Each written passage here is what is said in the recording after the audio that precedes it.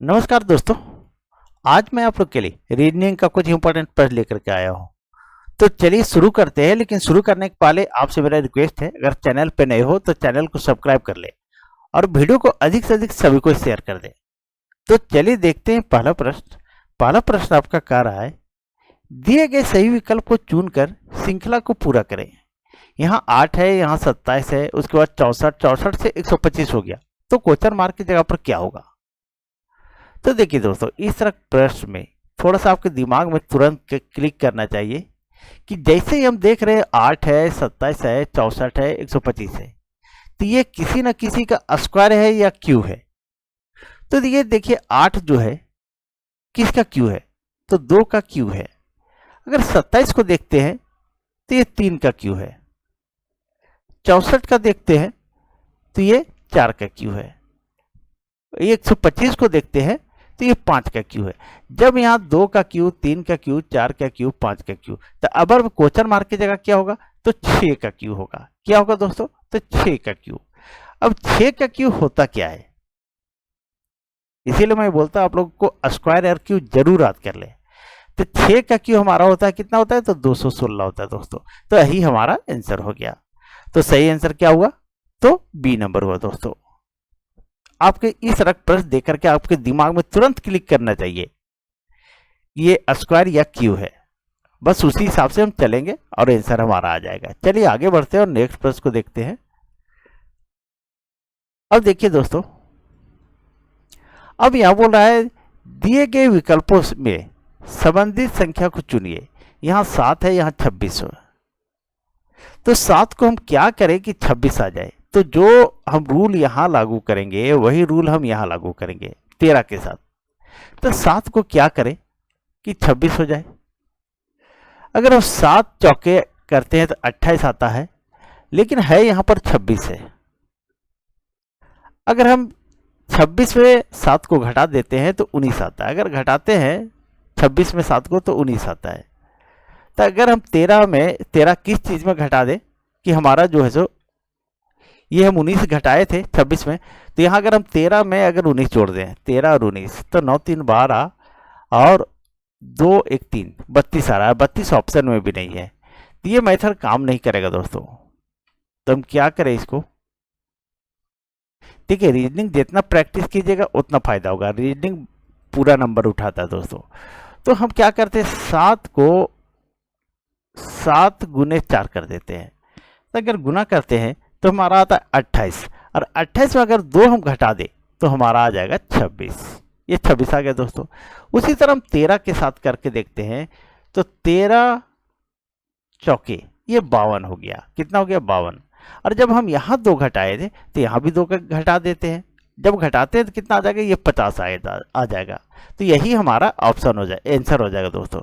देखिए 50 जो है सो ऑप्शन में भी है, तो सही आंसर क्या हुआ? तो 50 हुआ दोस्तों। चलिए आगे बढ़ते हैं और नेक्स्ट प्रश्न को देखते हैं। अब देखिए तीसरे नंबर प्रश्न को दोस्तों। तीसरा नंबर प्रश्न कर रहा है, नीचे दी गई आकृति में लूप संख्या ज्ञात कीजिए। अब यहाँ 50 है, यहाँ 83 है, यहाँ 124 है। अगर हम यहाँ से जोड़ते हैं तो कितना आता है? 33 प्लस हो रहा है। फिर अगर हम यहाँ से जोड़ते हैं तो कितना हो जाएगा? देखिए, तो 24 और इधर जो है 17, तो 7 4 11 और 2 1 3 41 हो रहा है। ये भी नहीं है कि यहाँ 33 हो रहा था तो यहाँ 44 होता, तो यहाँ पर जो है सो आगे जो है सो 55 होता। इस तरह से सीरीज चलता, लेकिन इस तरह से नहीं हो रहा है दोस्तों। तो हम क्या करें? इसको कुछ तो दिमाग लगाना पड़ेगा कि करें तो क्या करें। देखिए दोस्तों, ये जो है हमारा, एक चीज देखिए, कोई ये जितने भी हैं सभी ना सभी स्क्वायर के नजदीक है। ये 50 जो है सो 7 के स्क्वायर के नजदीक है, यानी 7 7 49, और एक जोड़ दे अगर हम तो ये हमारा 50 आ जाता है। तो ये 7 का स्क्वायर हुआ। ये जो है सो 9 का स्क्वायर के नजदीक है। 9 के स्क्वायर 9 9 81, और अगर हम यहाँ 2 जोड़ देते हैं तो हमारा हो जाता है 83। अब ये जो है 124, 124 जो है सो हमारा कितना, ये स्क्वायर है ना,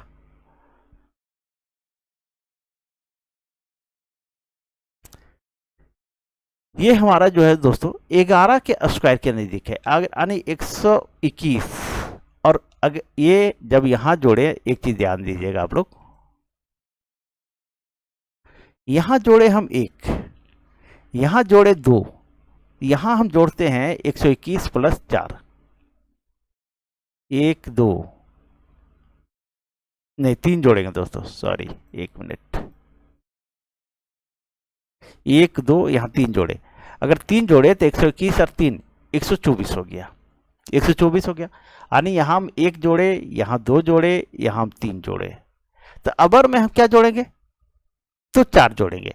लेकिन एक चीज ध्यान दीजिए, यहाँ 7 था, यहाँ 9 है, यानी यहाँ गैपिंग जो है 2 का चल रहा है, यहाँ से यहाँ तक गैपिंग कितना चल रहा है, 2 का चल रहा है। फिर 9 का स्क्वायर आया, फिर यहाँ 11 का स्क्वायर आया, तो 7 का स्क्वायर, 9 का स्क्वायर, 11 का स्क्वायर, यानी 2 गैपिंग चल रहा है। तो अबर में क्या होगा, तो 13 का स्क्वायर है।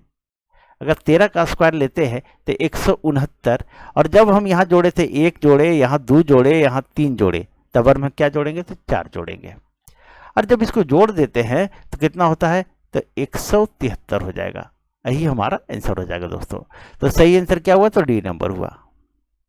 इसको ऐसे हम लिख देते हैं सजा करके दोस्तों। देखिए दोस्तों, इसको इस तरह से मैं लिख दिया हूं, यहाँ 7 का स्क्वायर 49 प्लस 1 यानी 50 हो गया, ये हमारा आ गया। फिर है 9 का स्क्वायर, 9 9 81 प्लस 2 यानी 83 हो गया, ये भी हो गया।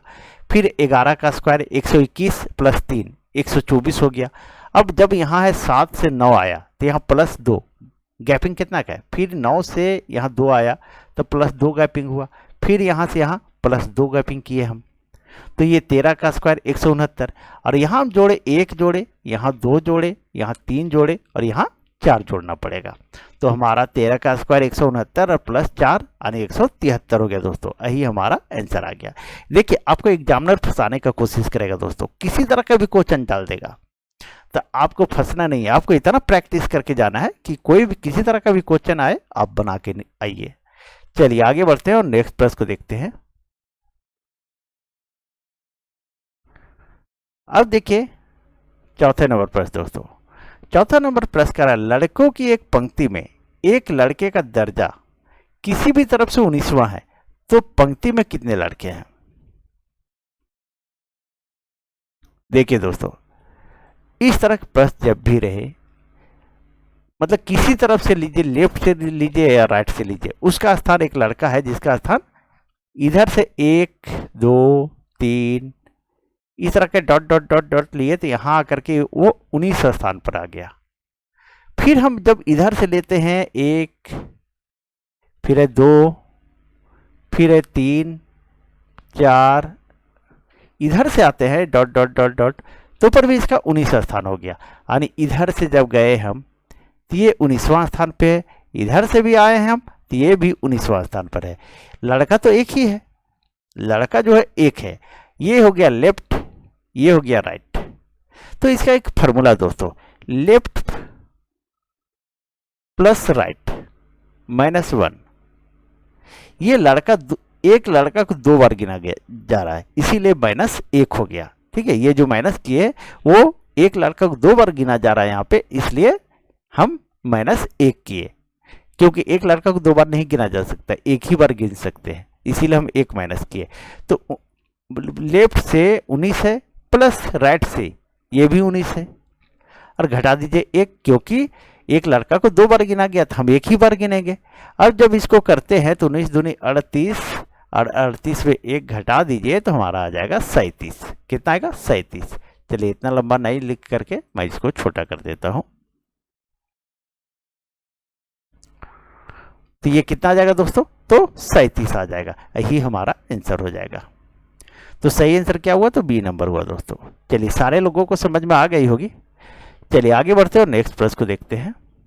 और दोस्तों, अगर रीजनिंग और लंबा, अगर और ज़्यादा क्वेश्चन आप लोगों को चाहिए कि नहीं सर ज़्यादा लंबा क्वेश्चन लाइए, ज़्यादा क्वेश्चन लाइए और थोड़ा लंबा वीडियो लाइए, तो आप लोग कमेंट कीजिएगा, तो तब मैं ज़्यादा क्वेश्चन और ज़्यादा लंबा वीडियो लाऊंगा। चलिए अब देखिए पांचवा प्रश्न बोला नीचे दी गई आकृति में लूप संख्या ज्ञात कीजिए। अब क्वेश्चन मार्क यहाँ है, अगर हम इधर से लेते हैं तो ये 27 और 8 को क्या करें कि हमारा 125 आ जाए। अगर 27 को हम 8 से गुना भी करते हैं तो 8 सत्ते 56, 8 दूनी 16, 16 5 21, ये 216 आ रहा है दोस्तों, ये 125 नहीं आ रहा है। तो हम क्या करें ऐसा, अगर हम इधर से करते हैं 27 और 125 क्या करेंगे, घटाएंगे भी तो भी नहीं होगा, 27 दूनी 54, 54 भी घटाएंगे तो नहीं होगा 8, तब क्या करें। देखिए आप लोग को मैं बार बार एक ही बात बोलता हूँ कि आप लोग स्क्वायर क्यू ए से जेड तक मान जरूर याद कर लें। देखिए रीजनिंग में भी काम आता है स्क्वायर क्यू और मैथ में भी काम आता है। अब देखिए ये बनता कैसे दोस्तों, सिंपल सा बात है। अब ध्यान देना है आपको। देखिए ये स्क्वायर या क्यू है किसी का, ये भी स्क्वायर या क्यू है किसी का, ये भी स्क्वायर या क्यू है किसी का, यहाँ भी देखिए या ये भी स्क्वायर या क्यू है, ये भी है, यानी सब का सब है 125, 216 सभी ना सभी किसी का स्क्वायर या क्यू है। तो हम क्या करते हैं, ये थोड़ा क्लियर कर देता हूं, हमको क्वेश्चन मार्क की जगह लाना है। तो ये 27 जो है सो किसका स्क्वायर है, तो क्यू है दोस्तों। क्यू जो है सो 3 का जो है सो 3 का क्यू है, यानी 3 गुने 3 गुने 3, अगर लिखते हैं 3 3 9 तो ये 27 आता है। ये जो है सो 3 का क्यू है। और ये 25 जो है 125 जो है ये हमारा 5 का क्यू है। किसका है, तो 5 का क्यू है।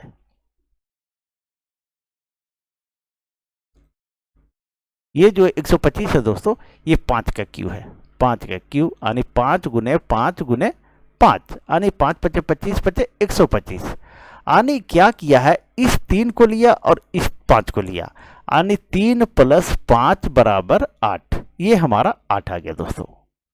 उसी तरह अब हम यहां देखते हैं कि ये 8 जो है सो किसका क्यू है, तो 2 का क्यू है। और ये हमारा जो है 64 जो है सो 4 का क्यू है। तो हम इसको हटा देते हैं क्यू को और इसको जोड़ देंगे। क्या करेंगे, 2 + 4, अगर इसको जोड़ देते तो ये 6, देखिए यहाँ 6 आ गया। वही मेथड अब हम यहाँ यूज करेंगे। तो 125 किसका है, तो 5 का क्यू है, 5 का क्यू है। और 1 मिनट, 216 किसका है, तो 6 का है दोस्तों। 216 जो है सो 6 का क्यू है। अगर हम क्यू हटा दें और इसको जोड़ दें हम 5 + 6, अगर जोड़ते हैं तो हमारा कितना आ जाता है, 11। तो क्वेश्चन मार्क की जगह क्या आएगा दोस्तों, तो 11 यही हमारा आंसर आ जाएगा। तो सही आंसर क्या हुआ, तो बी नंबर हुआ दोस्तों। रीजनिंग इसीलिए बोला जाता है तर्क शक्ति, ताकि आप तर्क वितर्क कीजिए, दिमाग को दौड़ाइए, तभी आपका आंसर आएगा।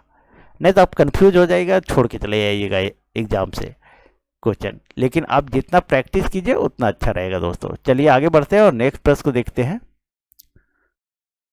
अब देखिए 6ठा नंबर प्रश्न दोस्तों। 6ठा नंबर प्रश्न कह रहा है, संत बड़ा है विपिन से परंतु पवन से छोटा है। राजू बड़ा है संत से परंतु पवन से छोटा है, सबसे छोटा कौन है। एक बार वीडियो को पॉज कीजिए, आप इसको बनाने का कोशिश कीजिए, देखिए आपसे बनता है या नहीं, क्योंकि इस तरह प्रश्न हमेशा 1 या 2 जरूर रहता है दोस्तों। तो देखिए संत बड़ा है विपिन से, यहाँ एक चीज देख लीजिए पहले, ये जो है इधर जो होता है ये बड़ा होता है और इधर जो होता है ये छोटा होता है। ये जो है इधर छोटा होता है और इधर जो है सो बड़ा होता है। ये मुख जो होता है सो छोटा का, इधर का बड़ा का। अब हम क्या करते, संत बड़ा है विपिन से, संत थोड़ा और इधर नीचे लिखता हूं मैं,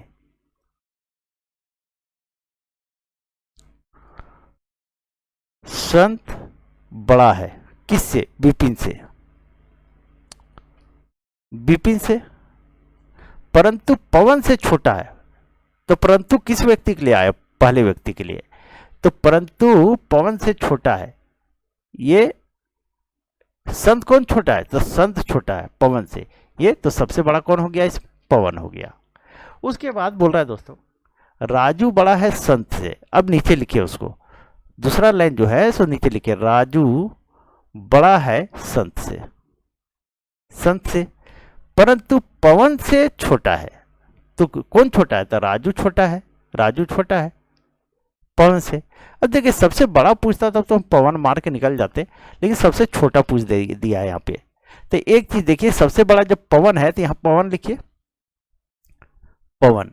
पवन के बाद देखिए यहाँ संत है दूसरे नंबर पे, लेकिन संत से भी बड़ा है यहाँ पर कौन? राजू।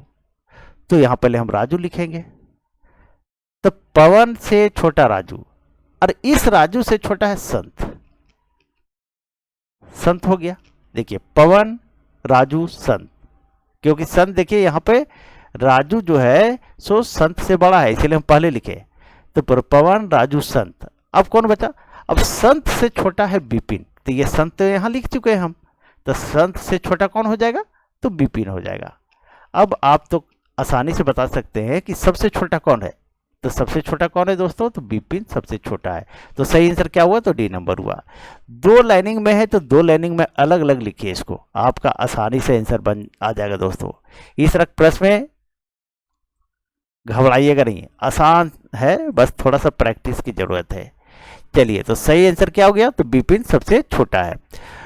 तो आज यहीं तक दोस्तों। अगर आप लोग को वीडियो अच्छी लगी हो तो वीडियो को लाइक कर दें, और चैनल पे नए हो तो चैनल सब्सक्राइब कर लें, और सभी को एक बार शेयर जरूर कर दे दोस्तों।